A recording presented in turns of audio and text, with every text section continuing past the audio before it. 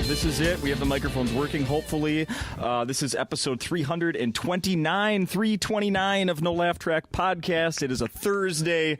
It is 2019, and I am Justin Severson here with my two guests that I saw on this stage last night on a Wednesday night. We're here on a Thursday. Tim Harmston is here along with Amber Preston. Hello. Hello. Hey, the mic's working. I think I saw things light up then. I think it's happening. It's happening. It's happening. Welcome, everyone. Here we are. Thank you. Thanks for showing us the Berenguer Boogie as we came in from the beginning of the Boogie. I don't know if they'll get that on the final edit. I'm not sure, but now something's coming back to me here. Did I brought you like a Milwaukee Brewers cup or something, right? Did I bring you some cards or cup something? So you guys are Jim trading Gantner baseball card. That's what it was. Yeah, it was an 82 Topps Jim Gantner and a maybe 84 Fleer Jim Gantner. I don't. They're at home, and I have them on my memorabilia shelf,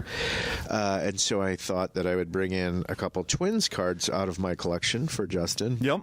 So right before we started recording here, Tim tosses me over a little gift here. It's some baseball cards. On one side, we've got legendary twin Kirby Puckett along with Eric Davis. And then on the other side is Juan Berenguer. Yeah. And that immediately brought back a memory of me.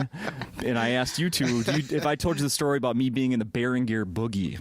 Yeah. Did either of you know about the Berenguer Boogie? Did you know about the Berenguer Boogie when you gave him the card? It sounds like something that they would have pitched to Prince at the time, and he was like, hard pass. You know? Thanks. I think they used Paisley Park to record. Yeah, I'm sure they did. I'm almost positive they did. Yeah. So good catch there. Or Prince just popped his head in and was like, no, y'all, you need to do this. And he just made a few slight adjustments, and they were like, no, it's amazing. It's another one hit. Yeah. And then he was poof, gone. Right. Dearly beloved. Yeah. So what were you a background dancer? No. The way I described it or the way I set it up sounds way cooler. For people who don't know, though, the Berenguer Boogie was in 1987. 87. I just looked it up. It was when the Twins had that incredible playoff run, World Series. It was their complete ripoff of the Chicago Bears Super Bowl Shuffle, which had been done a year or two before, right? 85 or 86 was Super Bowl Shuffle. 85. So Juan Berenguer was a relief pitcher for the Twins. His nickname was Senor Smoke. Yep. Senor Smoke. He would anyway. So they put together this. When Juan Berenguer would get a strikeout, he would do this celebration with his arms, where he'd kind of pump his arms. Yeah, super. So original. we've probably seen it. We've probably seen it. They got a group together and made a music video. There's a few Twins in the Tony Oliva and Al Newman and Juan Berenguer are all in the music video, and it's awful. It's what you can imagine. It is awful. Anyway, they've sold it on home video. When you get the home video, it's this extended thing that shows crowd shots from the Metrodome. When the Twins beat the Detroit Tigers to come back to go to the World Series, they had a welcome back at the Metrodome, like at 9 o'clock, 10 o'clock at night on a Tuesday or something like that.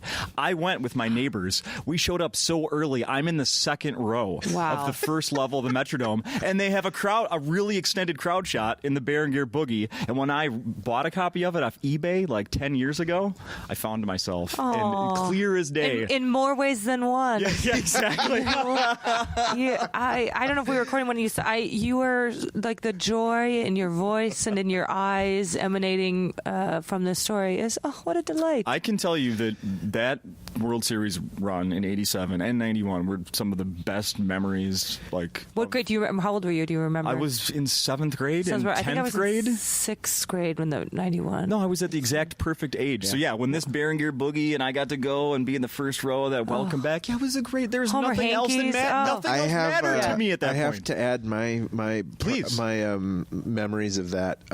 So that was back when they had just the ALCS and the NLCS, Yep. right? So you didn't have the wild card round and all that. And so I had become infatuated with the '87 Twins. Living in Menominee, I gave up my Brewers fanship and I just jumped on the Twins wagon. We know that wasn't And hard. it was euphoria though. Like everyone was involved. I said, "Mom, I want to get tickets for the playoff game." So this is back when you would call Dayton's. Yeah. Yes.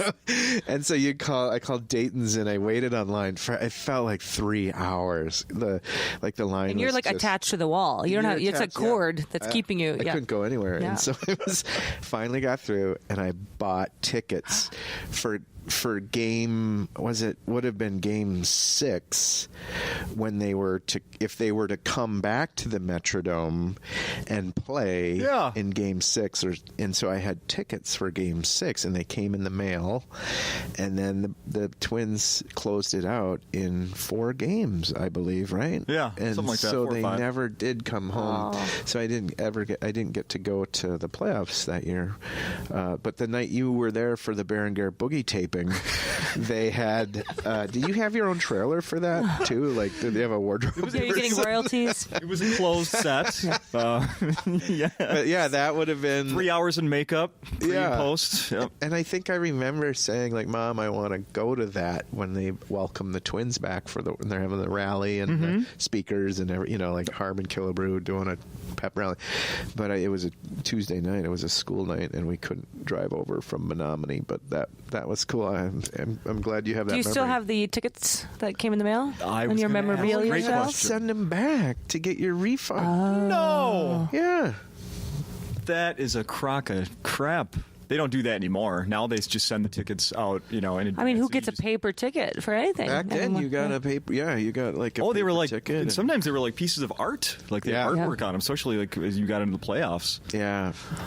Well, even the tickets that remember in First Avenue would just leave stacks of tickets all over the city for like random off nights. Even those were beautiful. Yes. They were like sparkly, like I on don't campus. remember that. This was like when I was in college here at the U of M. They would just leave stacks. They would look like they were really just like promotional, like, Yeah. but they were Flyers. tickets. So you're like, oh, free tickets to a show, and it'd be Wednesday night, and like Really? Bobby's Bloody Babies playing in the 7th Street Oh, they entry. weren't- And they then it was weren't like- always crap No, shows. sometimes they were good ones, but it was just Wow. like promotional, and they'd be everywhere. Yeah, Just you'd walk out of tickets, First yeah. Avenue and you'd be handed a stack of free Yeah. tickets. Really? Yep. They even had them. Not just that. They even had them at like the Electric Fetus. Oh yeah, around town. or by just the- like I feel like they even had them here. They would just be like Probably. sitting at coffee shops and bars. concert and, tickets Yeah. all over the place. Yeah.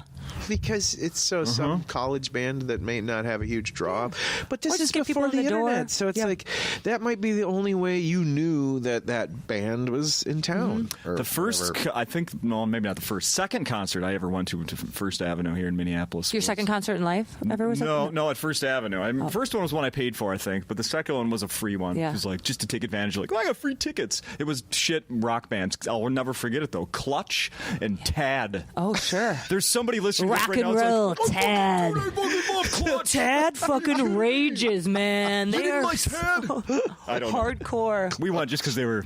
Clutch and Tad sounds like a cartoon, like Ren and Stimpy. Oh man! Or there's like some preschool children named little girls named Clutch and Tad somewhere right now. The girl is Tad. Yeah, begging Yeah. for oat milk They instead come into of the Silver Lake coffee shop. Clutch, put that down. Clutch. Tad, Clutch. Tad, Check in with your body. How are you feeling?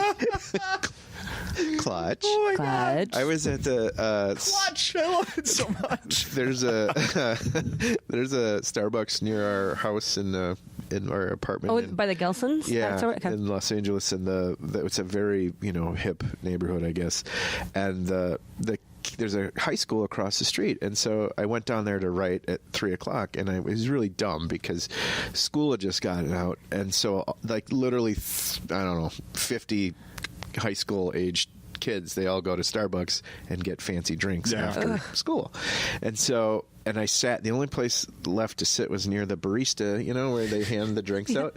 So it was like Clutch, Tad, Connor, Dakota, Ren, Sparrow. Yeah. And it was just like this names, and I was like writing each name down as they said it because I just met two little girls. It was Sparrow and Echo, and God, well, they had a little brother too, but I didn't catch the little brother's name because I just kept hearing Echo, and I was like, "What is happening?" But was it it was probably Finn. Every little boy. I feel like Finn and Oliver. Finn a lot of. There's a lot of Finns. Finn and Oliver and what's the other one that everyone has now? Rocket, Weasel. It's like MTV in the 50s. Oh, I just want to have a baby Weasel. to name something. I don't want a kid. I just want to Moon. Name. Moon Did you unit. have what were the Cabbage Patch Kids? Did you name them? Let me tell. You don't fucking name. Get out of here with this BS. You don't name a Cabbage Patch Kid. They come with birth certificates. Okay, let me tell you. Mm-hmm. Was it 88 that like the peak where people were like throwing fisticuffs before people were throwing fisticuffs at Walmart, to get toys at Christmas? When the height of the Cabbage Patch craziness, I was in either kindergarten or first grade because it was either first grade or second grade that I learned Santa. If children are listening, stop listening. That Santa was may or maybe not real. Mm-hmm. Because I'd asked for a computer because I wanted to play Oregon Trail at home, and my mom was like, "Why do you think you're going to get a computer?" And I was like, "Duh, Santa Claus." And she was like, "Ugh, bad news," because the year before. When Cabbage Patch Kids it was crazy, and I knew they were super expensive, so I was like, well, that's strike one. I'm not getting one. And strike two, everybody wants one. I know they're not just floating around the stores, and Santa's gonna have trouble getting one. That year, what do you think I got for Christmas? Motherfucking Cabbage Patch doll kid. It was a preemie, which were smaller ones, which were more special. And she was a black Cabbage Patch doll, which I thought was very special because you didn't see a lot of black babies in my childhood growing up in Fargo. Sure. And my real or dolls. Yeah. And then my aunt and uncle had just adopted a little baby girl, and Chelsea, who was black, and I was like, oh my gosh, this is like, yes. Even at a young age, I was very woke. I was like, yes, we're bringing diversity into the family. I just thought she was so special. And her name was Amber. What? It was Amber Rory because they come with a little birth certificate because that's something special about. And then this is the creepy part: the guy that created Cabbage Patch dolls, Xavier Roberts, I think Xavier is his name, and I know that because his autograph was on the butt of all the dolls, and and he signs the birth certificate. And then there was you could go to the Cabbage Patch in like Florida by Disneyland and see them being born out of the cabbage. But I was like, this is a Christmas miracle. My Aunt Christy got a couple Cabbage Patch Kid dolls for all the nieces and her kids, and I got one, and you don't know the name until you open it. So I was like, oh shit, Santa is legit. Next year, this shit is real. Next year, I'm asking for a computer. I'm gonna get my number munchers on at home. You guys, Santa is real. Don't believe it. He is real. This is my preemie Cabbage Patch Kid. I'm just shouted into the mic. I'm so sorry. Wow. So, I had a Cabbage Patch Kid doll. But then I had a couple of fake ones because you could buy fake Cabbage Patch doll heads. And then if you had an auntie that sewed, they would make the body for you. But they had weird noses. And I wonder if at any point there ended up being more fake ones out there than real ones, because there were several of those fake ones in my house. Yeah. My mom was making them for my sister, my cousin. Yeah. Well, and then they had the knockoff one, like the lettuce heads.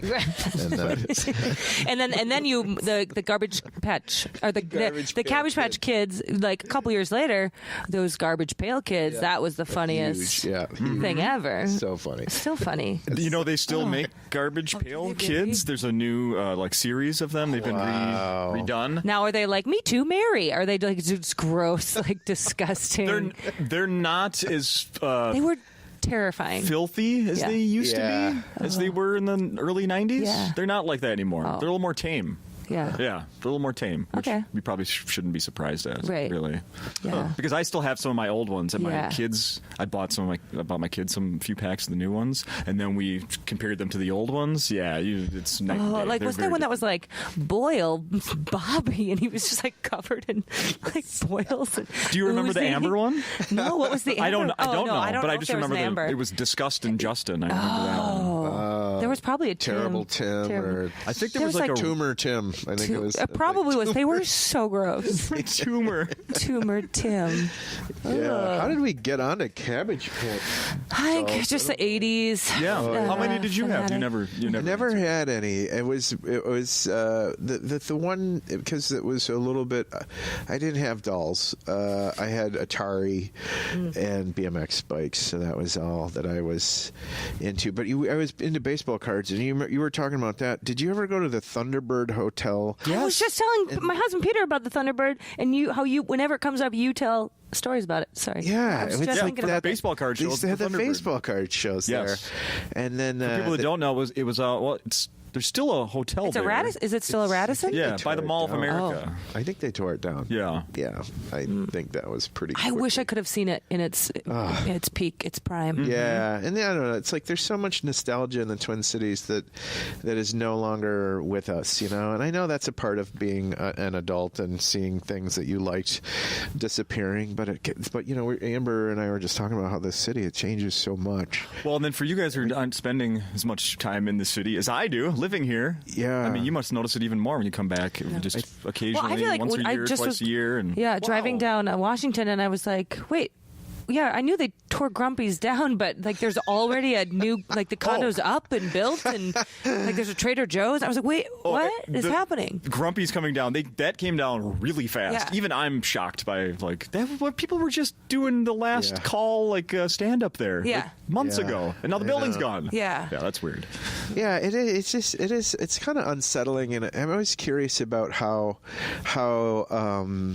you know, like nothing can live forever, you know. And that's why I think it's cool that we're at Acme, which, you know, you were here for the 20th anniversary and then the 25th anniversary, and now we must be getting closer to 30 years. And that's just so long for a business quarter century to be around in this changing atmosphere that we're at. So I guess it's sort of another layer of excitement to perform down here. But I always just. My mind is blown because I moved to Minneapolis in 2001, and hardly anything that I remember back then is still around. Yeah. What to think about this club being? This used to be like the edge of town, like this where we are here at Acme. Like I remember when Club Jaeger first opened, and it was like, ugh, that's probably really dangerous. I don't know if we want to go. Yeah, stand up. Oh my god! And what's the BJ's across? Saloon, yeah, man, you just think like this was like this was the edge of the universe, and I like that this was happening even back then. Yeah, just a few blocks from here was 3-for-1s. Yeah. It started for real. Yeah. That started like at 6 or 7 in the morning or something like that. When I was doing radio, we used to send my girlfriend we used to send our street guy over there to talk to guys that were the regulars drinking 3-for-1s. Well, and there was what the bar name was of it? A bar? No, they it's just Santa had. Frank's. Santa Frank's or at Tony, what's the one that's other farther? Tony Yarrow's. Tony Yarrow's. And then there was another bar, one of these, because I used to bartend in Northeast, so I've seen some things. And one of the bars had like, and the Price is Right, if they, you know, you'd get drink specials on the dollar spins. And because Bob Barker was on at the bar, you're saying. Yeah. And then I used to work Sunday. I worked at a bar in Northeast, and I opened the bar Sunday mornings after closing Saturday nights. That seems like a good plan. And there'd be people waiting for me to like help me open the bar, make the popcorn, and just the third shifters and the people that just. You know what? And I was talking to a restaurant bar owner up in the Twin Ports, Duluth, Superior area, and he was saying how the breweries that are just thriving up there are really crushing the mom and pop tavern old school bars. You know, because young people, that you turn 21, you realize, hey, you go to the brewery, or that's just the reflex that you have because all your friends are in the brewery. And so like the idea of going to a tavern and watching The Price is Right and getting $1 off your Bloody Mary.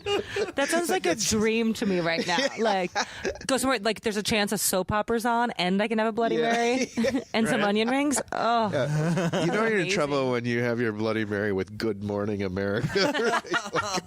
Right? My life. No. That sounds awesome. Yeah, but maybe maybe it's also a manufacturing thing where the late shift people would get off work at 6 a.m. that did the night shift, and then they would go have. Oh, absolutely. Yeah, it was a lot of those people. Or like hospital, or like I remember police officers, like that kind of anyone that worked that third shift. But. Yeah. What's the name of the bar like that in Menominee? Oh God, there's still a few bars. There's like the Log Jam and the Buck and the.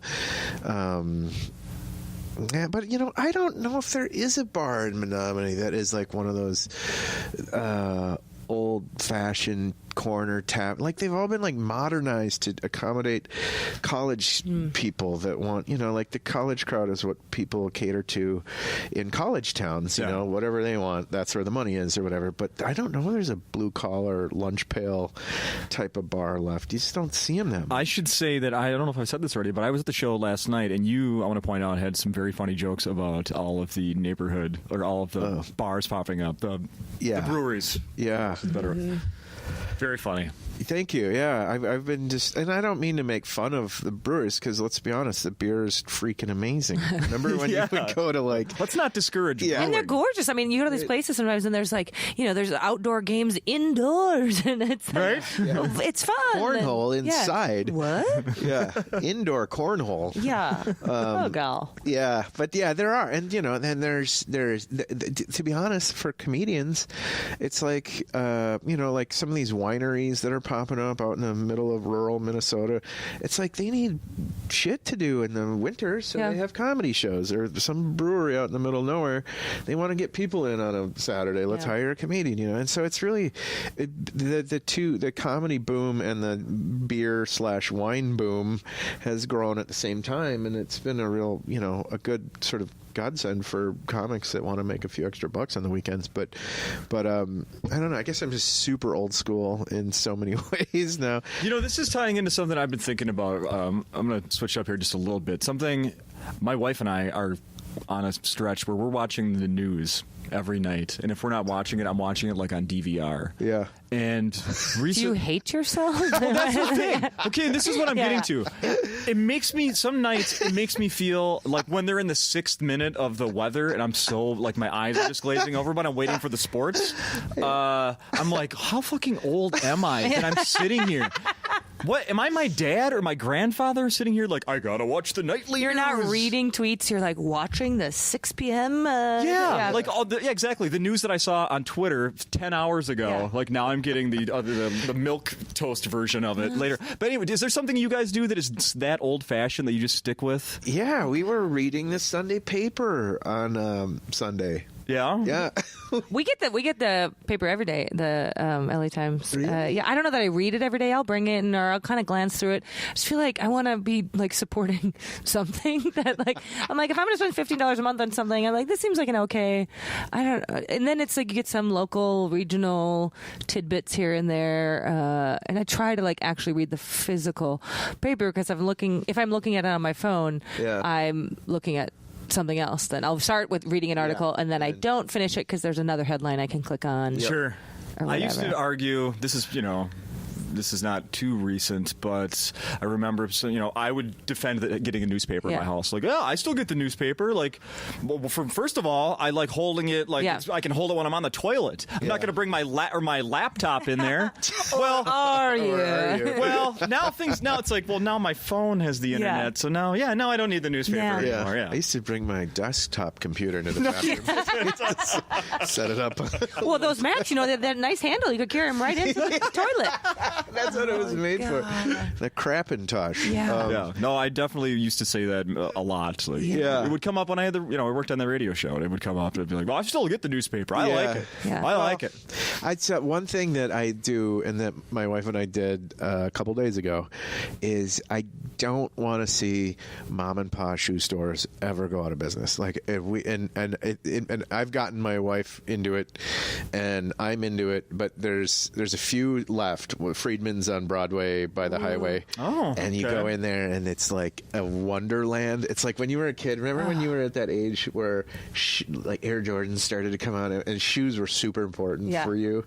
All the different Nikes and the colors. I feel that way now, but it's with like unbendable footwear. Like, that clog looks like it's got it's good support. So I got to check out this memory foam. Yeah. Ooh, how high is that arch? Yeah. Well, I took my wife over there, and it was like a candy store, and just to hold the shoe in your hand, and like they go. Where's this back. store? You've never been there? I don't think I've been. Amber, I gotta go. They've done articles about it in the newspaper here. The City Pages did it. It's an old mom and pop shoe store on Broadway, right by BJ Saloon. You go across the highway, like right over there, kind of. And they're all have you been there? No, and they're all handmade. No, it's like Nikes and Pumas. So regular old shoes, but just a little but they pop get shop. they get the special color combos, and it's like it's just They measure your feet maybe for. Do they got that foot measurer thing? Foot measurer, Oh, and they go, and they go in the back. It's like, well, can I try this on a 10.5? And they're like, sure. And then they go, don't. You hear them like go downstairs and like shuffle around and like come back up. And like these cool Puma, I like those retro Pumas, and it's like it to me. And it took like an hour, and my wife tried on like 30 different pair. But it's like this is how it used to be, and now it's so easy to just click on Zappos or whatever.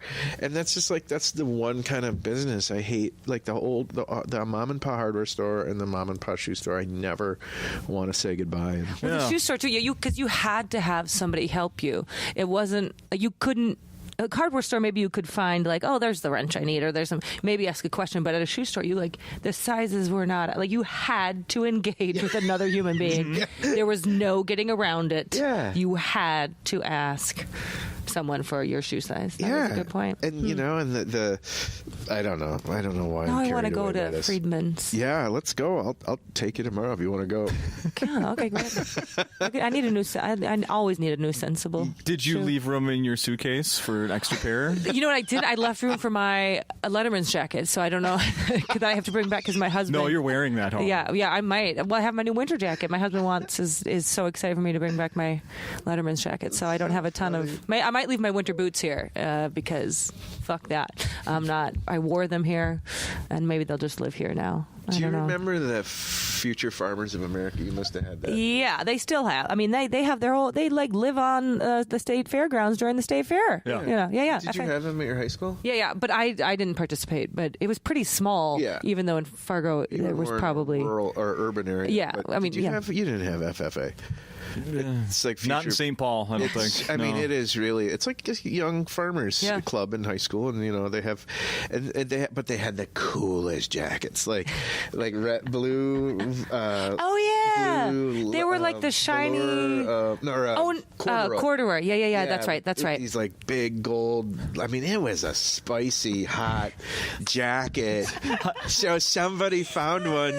Somebody from my high school was shopping at a clothing boutique in Silver Lake or Echo Park or something, and they found one at a vintage store, and I think it was like $200. Wow. What? They recognized the value. It's yeah. a Menominee, and I was like, oh, and I tried to track them down and buy it, and I was like, I couldn't. Oh, that 200 wouldn't be too much for you? No. Oh my god. And then the back has like that seal that looks like it almost like a union. Yeah, It's like a that is union pretty jacket. spicy. Oh, did you just pull it up on your phone there? Okay, the fun thing is, I will say, Yep. shopping like where I live in LA, Echo Park, Silver Lake, there are some thrift stores where you can almost always find either like Minnesota Wild, Minnesota Twins.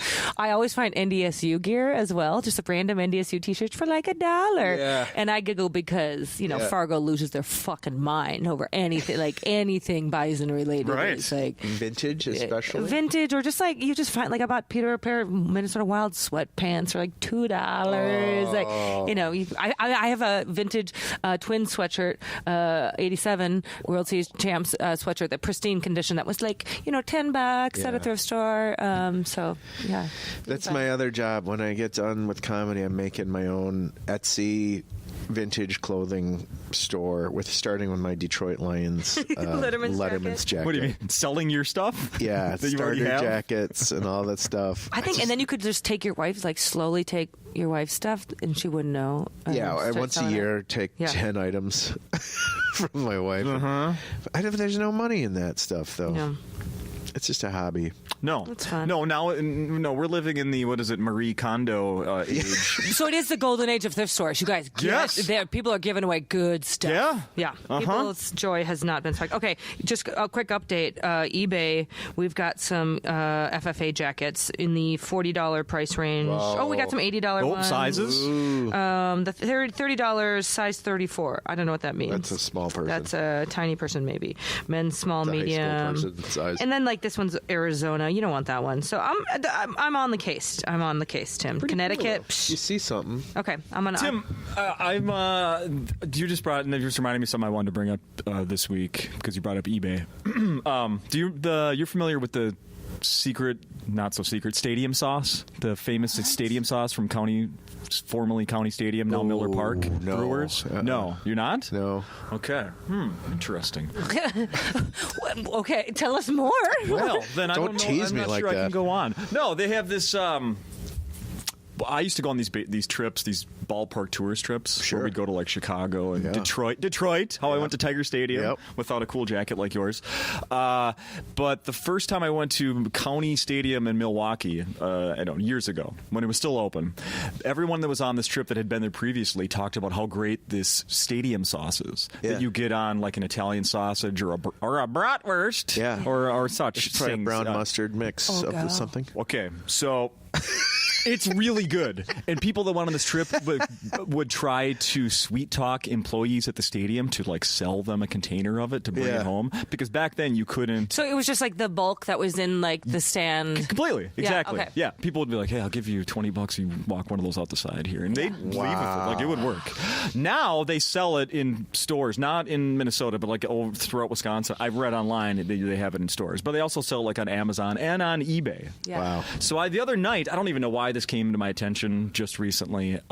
So then I was doing my own little research, my little rabbit hole of stadium sauce. I found out that the guy who created it was a former vendor, like I am at the stadiums here. He was a vendor at County Stadium. And supposedly they were running short of ketchup once, and he decided to mix what was left of barbecue sauce, ketchup, and a little bit of mustard, and that's what it is, apparently. However, there's one more thing in this weird story. The guy who invented it is now one of the big shots of the concessions company that I work for at Target Field. And remember when the famous Wally the Beer Man Yeah. got caught Scandal. selling to an underage person? They did a Sting. They did a That's a sting. bummer. Super bummer. I supported Wally. Yeah, he got busted. He got laid off. Well, later, I worked there at that time. I wasn't there that game, but later that season they had some big shots from the company come through and like see what was going on to make sure we weren't breaking rules anymore. And one of the guys was the guy that invented the sauce, and he was walking by me at the exact same time I was selling a beer to a friend of mine. I didn't check his ID. This guy saw it and goes, "What? Did you just forget to check that person's ID?" I go, "Yeah, it's one of my best friends." I don't give a fuck if it's your mother. That's so the secret sauce is spicy. Is what you're telling us. So that's my completely strange How did connection. you know he was the guy? Because the other day when I looked up, when I went down this rabbit hole, his picture was there. Gotcha. And I'll never forget the face of this guy that screamed at me in the hallway. So do you think you'd hate tasting that sauce now? No, I'm It's gonna. that good. I'm you going on realize- vacation in a day, and when I get back, I'm ordering it because I Where- want to order it while I'm gone. Oh, where are you going? I'm going to Orlando Oh. for a family vacation, and to tie this into comedy, we are going to go see Chad Daniels Sunday night at the fun. Orlando He's Improv. with David Huntsberger. Yes, which I just Super found fun. out today. Yeah. So it makes it even better that I want to see David Huntsberger too. Yeah. So there's my weird connection to the guy who created the stadium sauce that I actually really like. And he may not have said fuck to me, let me just for the record, But he was definitely implied. It was super implied. angry Super- and was like, and he did say, "I don't care if it's your mother. You card everybody now because Wow. we are Yeah, in like trouble." these underage kids can afford a $13 beer in the first place. God, we went to the Brewer Dodger game for the playoffs in Los Angeles. That's right. And StubHub popped up a little, alert, $22 tickets or whatever. So my wife and I bought a couple tickets. We went to the game, waited in line, and my wife hadn't been to a game in quite a long time. She goes, "You want a beer?" I'm like, "Yeah." And she texts me and says, "Do you want the Bloody Mary upgrade?" Oh, yeah, the Michelada upgrade. Yeah, they'll dump it into a thing with a Michelada thing. So it was 18 for the beer and then 6 for the upgrade. So it was 24 plus tip. So it was about $52 for 2 beers. And you should have seen the look on her face, like, mother. I can just see her. Wait a minute. Yeah, it was like she is shell shocked. But I never got it. It's like, I get why the beer is expensive at the airport, because they have to take it on a truck and go through a security process and get it into the terminal. It's not. But in a ballpark, do they not have like a garage door that the truck just pulls? Like, do they not have roads that go directly to the baseball stadium? Well, that Dodger Stadium is up in a hill there, so it's a bit tricky. You got that. You got they that have to have a team of horses pull it up the hill, and it affects gas mileage. There's no doubt. Yeah, God, it's such a. I'm sorry. That's why I stopped. But those garlic fries. They have garlic fries at Dodger Stadium that are. It's just fries with maybe 6 cloves of garlic chopped up. Oh, boy. No exaggeration. It is a dream. Not for the people next to you or around you for the next 3 days, but it is so spicy. Yeah. Much like an FFA jacket. Yeah. and wrap it up. When you searched eBay, Amber, did you put the word spicy in before the jacket? Spicy. It just popped up. Oh. Do you title these episodes of the podcast? Do you have like a banner title for it? Okay. No, but I can if you got a good one. Going down the secret sauce rabbit hole. Yeah. That was what you said. Those words. You know what? It's funny. That's my keyword search on RedTube. Is going down the secret sauce rabbit hole. Sometimes I put in rabbit hole. Sometimes I just put on secret sauce. Very different outcomes. The thing though about RedTube, you guys know, is you put in one keyword search and then it kind of knows what you're after, and then it just you don't even have to think. It just shows you what you want, bang, even if you don't think you want it. Yep. Yeah. So 2.5 minutes, you're done. Exactly. Well, sure, it takes me 2.5 minutes to find a good clip. Come on. Netflix and RedTube. I spend half my time lurking. I'm a front page guy. Okay.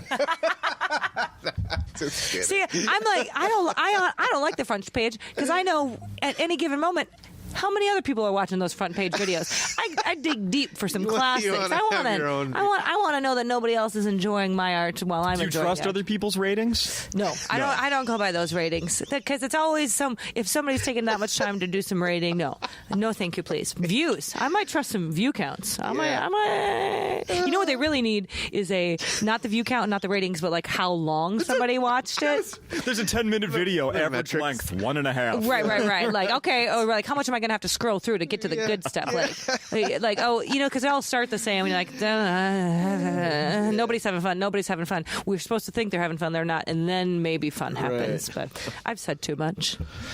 Have you? No, or not enough.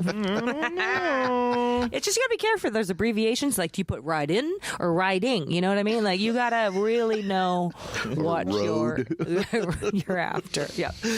Did you two hear about this? You're both married. I'm married. Yes. You weren't married the last time you were here. No. I got married in April. I'm still a newlywed. Married in April. Right. Just last year. Yeah. Oh, wow. Yeah. Oh, wow. Well, then congratulations are in order still. Thank you. Yeah. We still like each other. Well, let's see what you think about this thing. Uh-oh. There's a new invention. It lets you press a button to tell your partner you're in the mood for the relations. Yeah.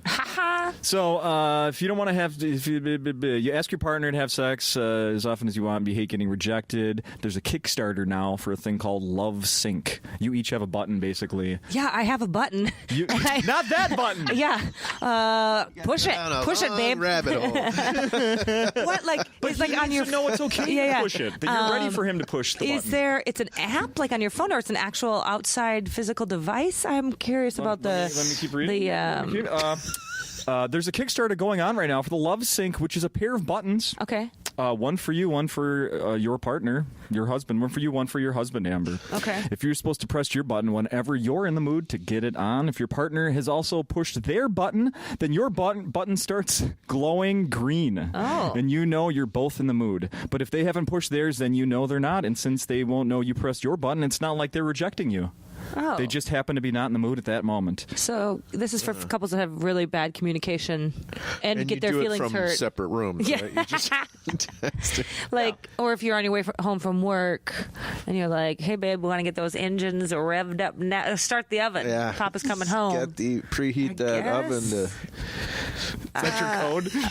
Start the oven. those engines. get the DiGiorno ready for the oven. Oh, take the chicken out of the freezer. Get it thawed out, babe. I feel like one spouse, and not to generalize men or women or whatever, but I feel like at least one person in these marriages that have like only one button is needed. Like the other, it's just, you know what I mean? Like there's always going to be one person that's like, huh? Yeah, somebody's like, and then nonstop. Is this on? Yeah. Like the Staples office button. Yeah, the easy button. What is not ready, Alex? I mean, it seems like there could be an app for that.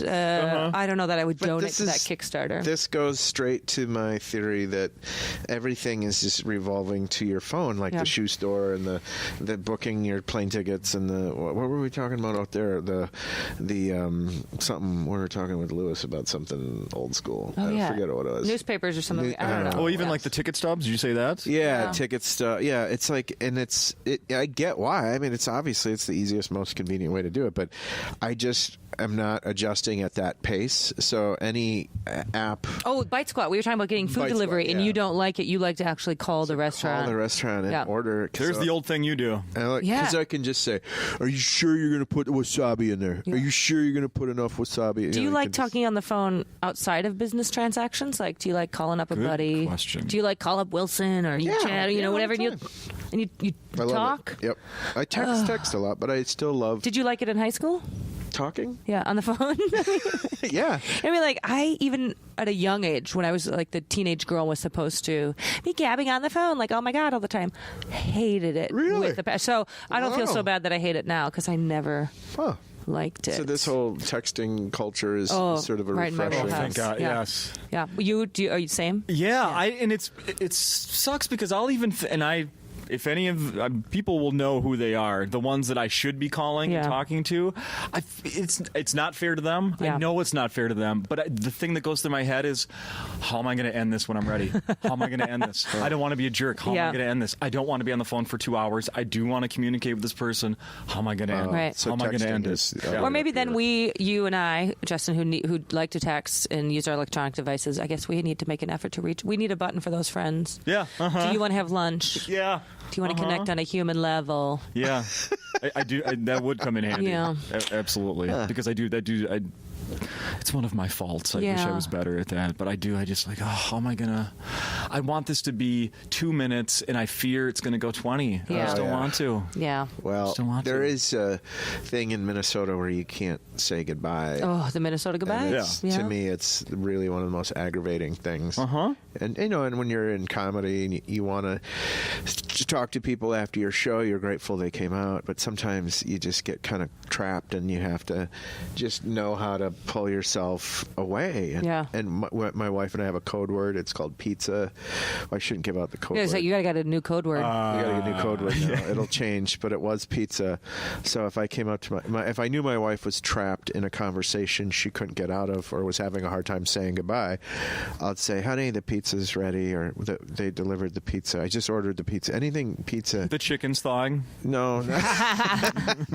That's good because both of you are very nice and chat with people. And having been on the road with your wife more than you, I can say she will chat forever. Yeah. And then what happens is, as her sassy opener sometimes, I get the runoff. I get the Mary Mac fan runoff. I get the sloppy seconds. I get the person waiting in the wings to talk to her. And so I'm trapped by so she's talking to fan number 1. I'm trapped with fan 2 and 3. Fan 2 and 3. And I'm stuck trying to get her out of there. And then finally she's done talking to that guy. And then I get roped into talking to the guy I've already been talking to for 20 minutes because I'm trying to get her out of there.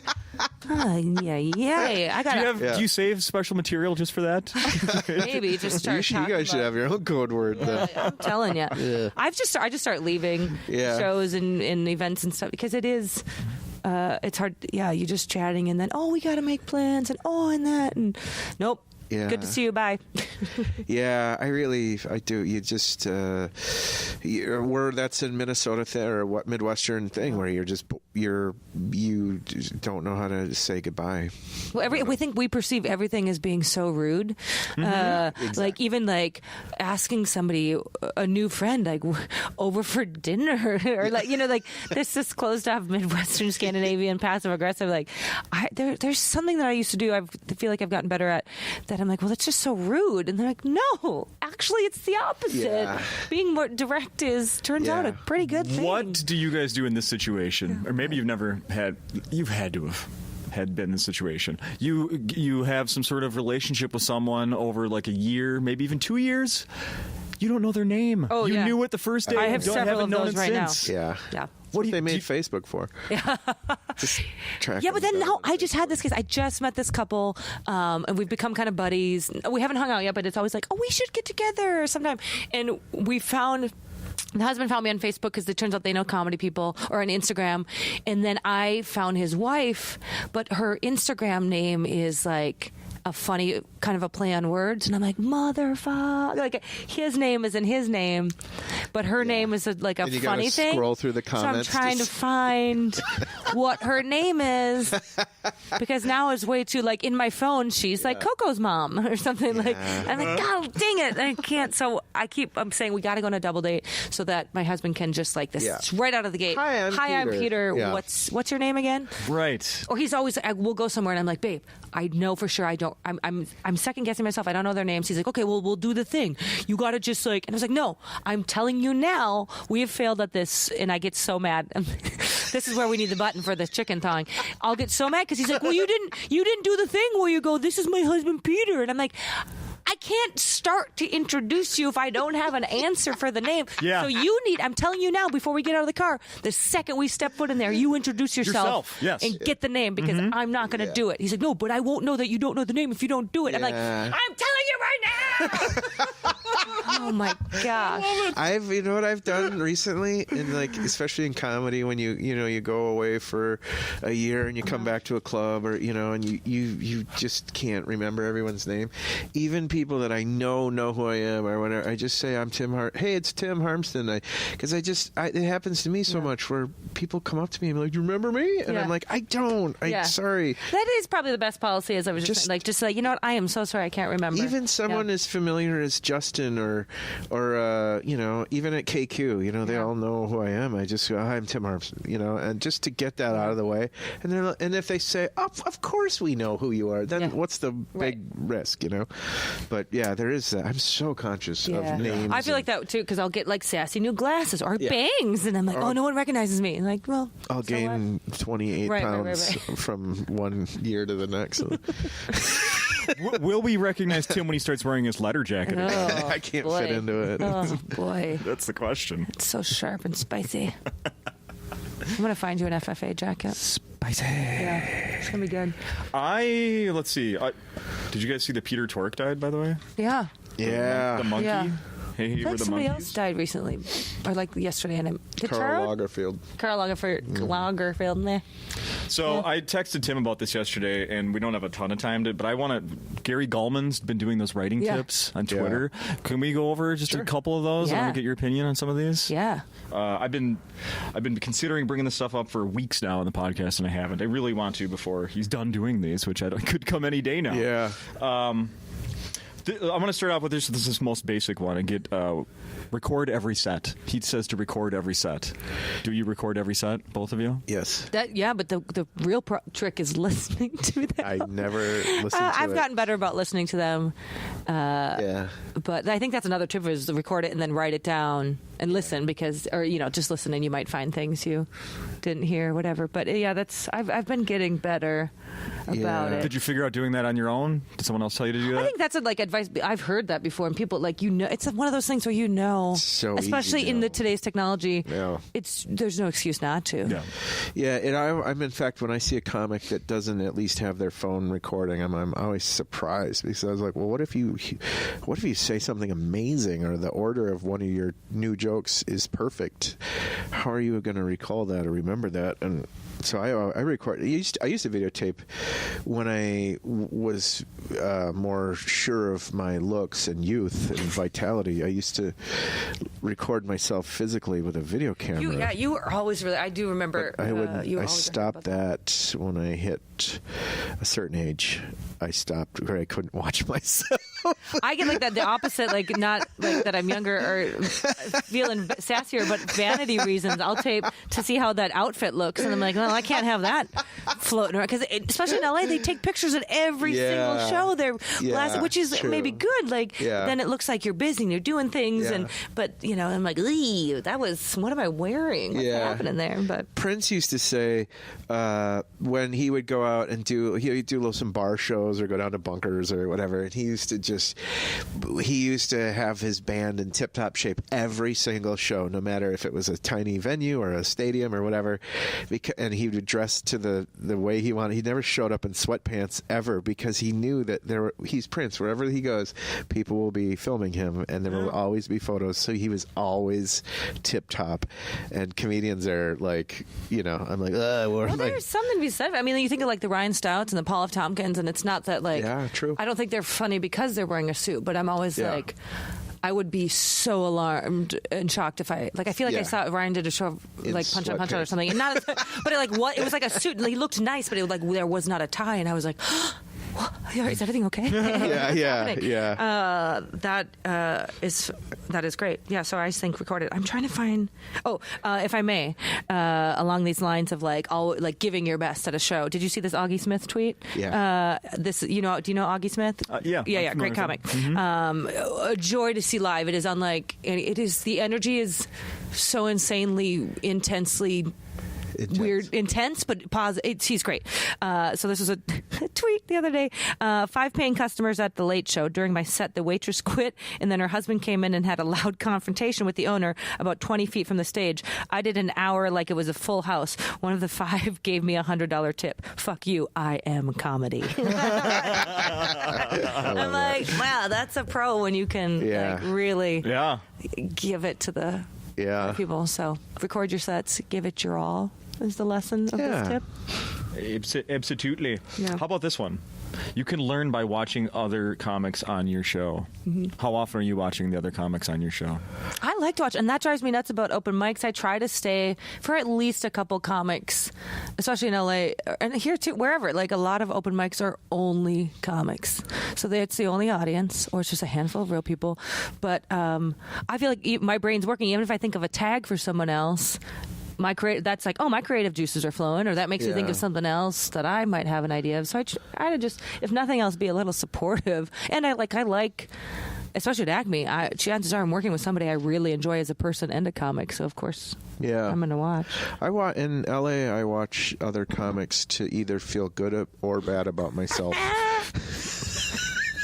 Like when I watch Maria Bamford, I always feel bad about myself. Like, doesn't most everybody though? Yeah, I'm like, I've got so far to go. But sometimes I'll stick around for a first, a really young open mic and see first timers go. I'm like, I've gotten. Look how far I've come. Yeah. I don't know, but I do think you always. I mean, when I first started here, I would come and watch shows all the time and to learn how to do this. Oh yeah, and I remember first starting coming. I thought I was so smart because I would come like on Tuesday and Wednesday when it was half full, and I was like, I'm really picking up some like good wisdom here because look at how they're handling this small crowd. Like, I thought I was so smart. It was smart, but it's like, well, they're not going to let you in for free on the sold out show, you idiot. Well, I will say it wasn't there wasn't the biggest crowd last night. The weather kept some people away. I was here, had a great time, but the vibe is different when it's not full. But something stood out to me, and what your wife said to me, Tim, about how because of that you were a little more loosey-goosey than normal. Yeah. I forced myself to do, like, I was shifting between material and trying new stories, and so I kept telling myself, don't feel like you have to do polished jokes, just do stories and have fun, because this is like, I think it's like a kindergarten class, not the audience, but it's like where you sit down and you tell a story and people listen, versus they can tell when you're doing a bit. Don't you feel like that? Well, yeah, and like there was that point when you were engaging with that guy that clearly wanted attention, was kind of trying to mess with you. Yeah. With the horse guy, like he kept Dragging the horse or whatever. But I feel like a Friday or late, it would have been like, okay, sir, shut up, or like you would have like tried to give him the like he just wanted a little attention, but then it being really funny and great, and how you were like relaxed and having fun, and it was great. It was fun to see you having a good time.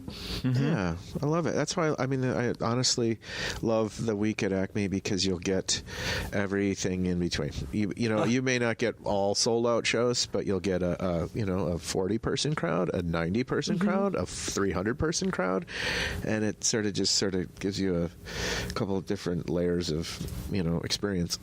I want to mention a few more of these, but I do. If I leave here and we don't chat just for at least a minute about Blondie, who was sitting here last night, I just need to acknowledge that my wife and I left here last night, and you guys left here last night, having seen a woman that admitted to this group that what did she say? She only drinks coffee on the weekends.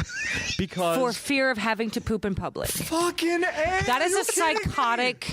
No, I get it. Like I was joking about being able to feel comfortable pooping in public. It was disgusting 10 minutes of everyone's lives that was in this room. But yeah, this woman, she was one of those she really wanted to be the center of the attention, smaller audience. She's right up front, so she got to be for more than she deserved. But that too. Yeah, and then she was just like, I also feel bad. Like her life must be, she's con-married her whole house. Like she sparked joy. Her house is very organized. Her life is very organized. Before we all I don't know what Marie date. Kondo, I was not going to give them the satisfaction of knowing asking them about what date they were on. Yeah. Like if they were in a relationship. But that definitely, she has a plan of when that man is going to propose. She has the ring picked out, and she doesn't poop in public and never will. And can you imagine only having? So you like coffee at that point? Why just don't drink coffee then? Like she allows herself coffee on the weekends. She probably poops in a little tiny box and then wraps it in it's paper. Like kitty litter. Puts a bow around it and then mails it to the sewer department. Let it happen. Here, I collected this for you. Oh my It's like that Phil Hartman sketch, the anal retentive shit. It's cold. It comes out in a hard one, perfectly low. One perfect. Yeah. Cold. A box of C's candies. Yeah. Whoa. Let's edit that She's out. the number one fan of the podcast. Yeah. And we're like, no, she was fine, but I worry about her health. Yeah. I love coffee. Yeah. And that self-control. No. And that fear that she has of pooping anywhere other than her house. Yeah. I just can't. And let's be honest, if it's coffee that's doing it, it's going to be quick. You're going to be in and out of that public bathroom. Well, and pretty it's quick. Unpredictable. Yeah. Like that's the thing with normal people. It's like, whoops, gotta go. It's like you can't just say, on the weekends. You Yeah. I'd love to know what else she has scheduled to the. I want to look into that. Her little book. Yeah, she's definitely she's got a day planner. Mm-hmm, day planner. Yeah. Anyway, all right. Enough of that. I couldn't leave here without mentioning that because that was intense. That was intense. You don't get that everywhere. No. Actually, one final thing. Do you think he knew about that stuff, or do you think he was learning about that for the first time? He maybe had hints of it, and maybe that's something he likes about her is how organized and like. She was pretty proud of it. So too, like she openly, like not just like I want attention at the show, but like he probably knows because she probably takes great pride. Because also when I was like, I said something about asked her if she was single, and she like made a big show of it and was like, I'm very single, and like put her hands up. Yes. Actually, I wrote that in my little notes I was taking. Yeah, she wrote, I'm single. And I was like, oh, no. I just meant I'm not married. Yeah. Oh. But it was like quite the production. Like, she was very happy they were sitting in the front row. And he didn't look like annoyed or like, he was just like, it is what it is. Do you think that's on her dating profile? I'm super single and I poop Thursday at 4 p.m., Sunday at noon, and twice on Mondays. Like, and that's it. I save them all for the weekend. Yeah. All right. You want more? All right. We're going to go through a couple of these and then I'll cut you guys loose here. Right?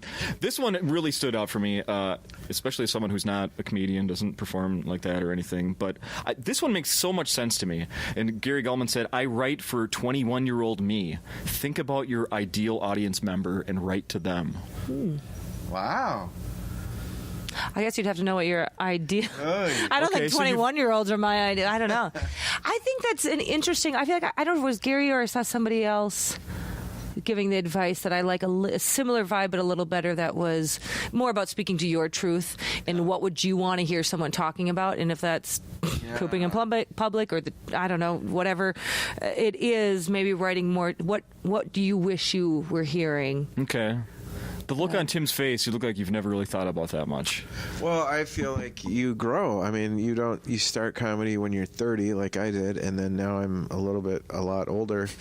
And I feel like now my audience member is different. Like, it used to be aimed towards a college audience.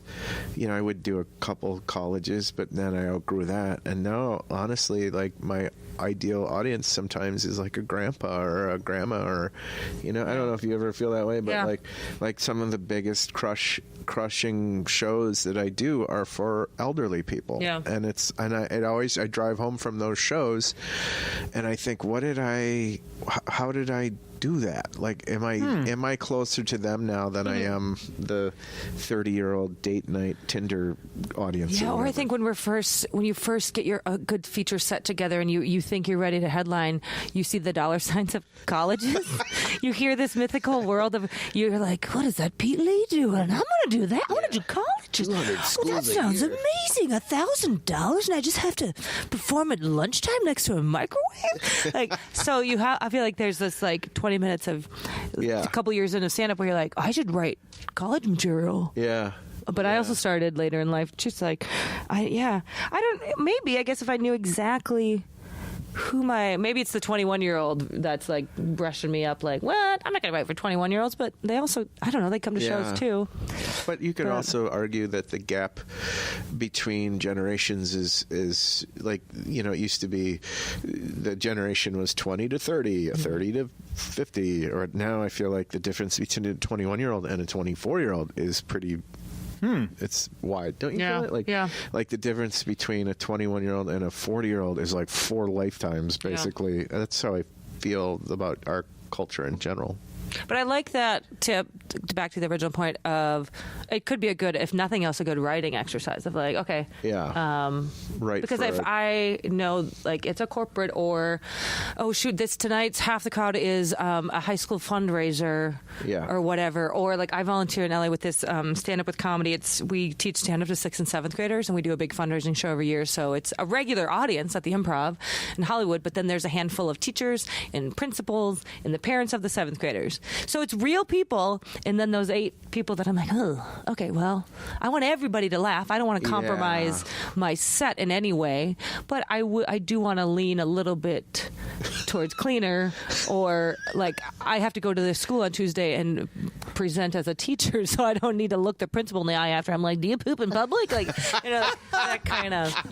But it could be a good writing exercise, I guess. Right. I'm trying to say. Yeah.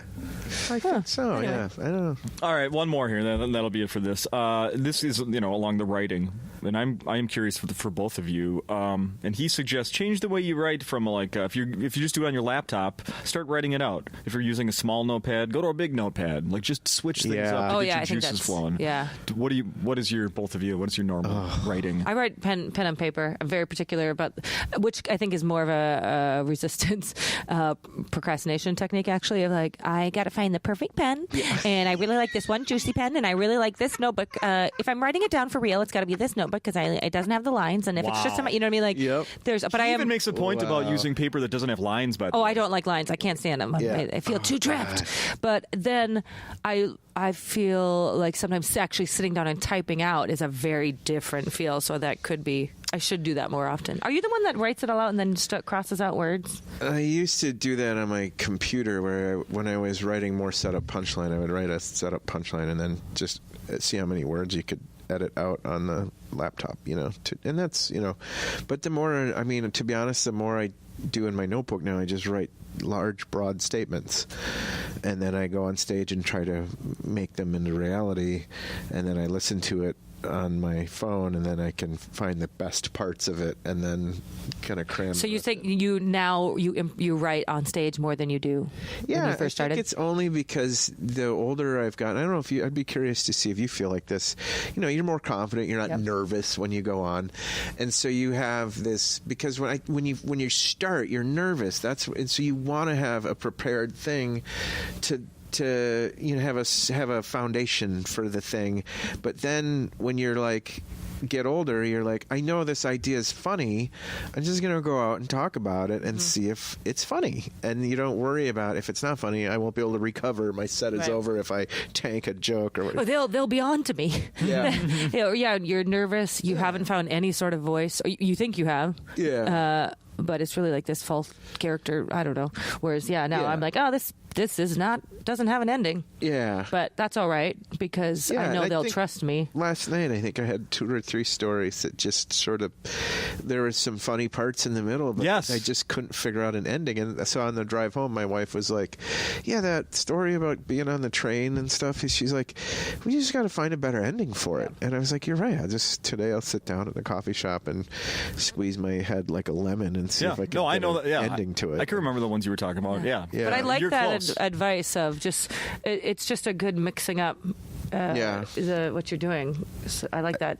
I don't know if there's any comedian that's the day one that they started, they used a pen and a notepad and they stuck with that method for all their years. Like you see that Joan Rivers documentary and she has those file cabinets full of like note cards with jokes on them. And I'm like, that shit blows my mind. Didn't Chuck do that?